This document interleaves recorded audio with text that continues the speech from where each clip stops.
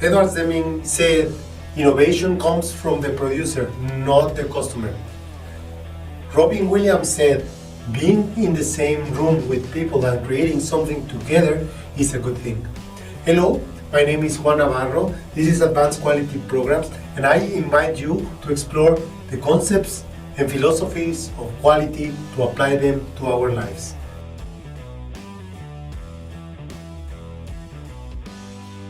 What is a PPAP? PPAP, or Production Part Approval Process, is the standard procedure that defines the general requirements for serial production approval. The purpose of the PPAP is to control whether the customer specifications, the requirements, have been fully understood by the organization that will potentially provide a product or service, and to confirm whether it will be able to meet all the customer demands consistently and over the long run. During the last editions, we had explored the APQP, the management of projects, and the administration of the same, to ensure that our products or services will meet the requirements of our final customers. The PPAP is the procedure that will validate and document that the APQP, as we had described it, has been managed properly. According to the AIAG manual, there is 4 possible scenarios that will require a validation or a creation of a PPAP. The first one is when a new part, product, or service needs to be validated before the serial production starts. That is when we have scheduled launch in the serial production that is coming. The second one is when there is a correction of discrepancies in the part, product, or service that was previously released. For example, when we made modifications to the process parameters to make that more efficient. The third scenario is when the previously released product, service, or part has undergone changes in the materials, in the specifications, or in the specification. In this case, any changes that will affect the process or parts need to be validated again.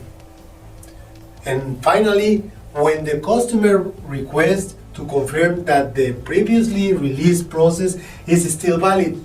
For example, after a long service time, it is required to confirm that machinery or equipment is still able and capable of manufacturing the parts as when they were released for the first time.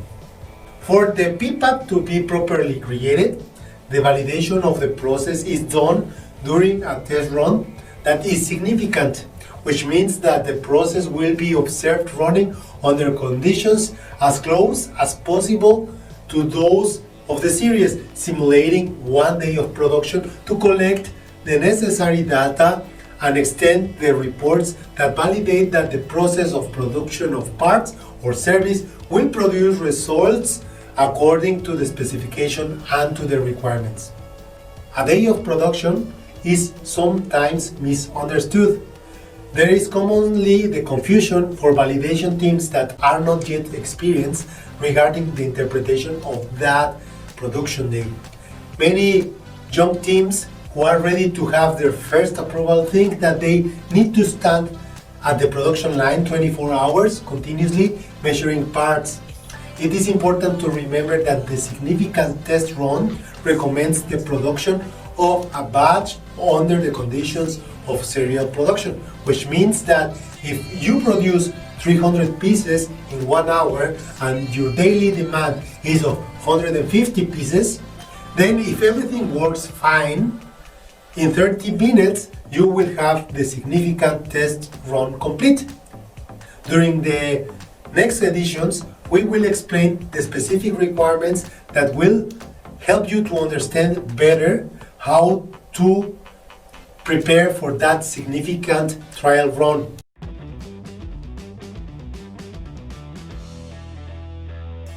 That was all for this week. If you enjoyed that video, don't forget to hit like. I will appreciate all of your comments and your subscription to the channel. I will leave you with a quote from John D. Rockefeller. Don't be afraid to give up the good to go for the big. Don't forget to hit the bell and see you next week.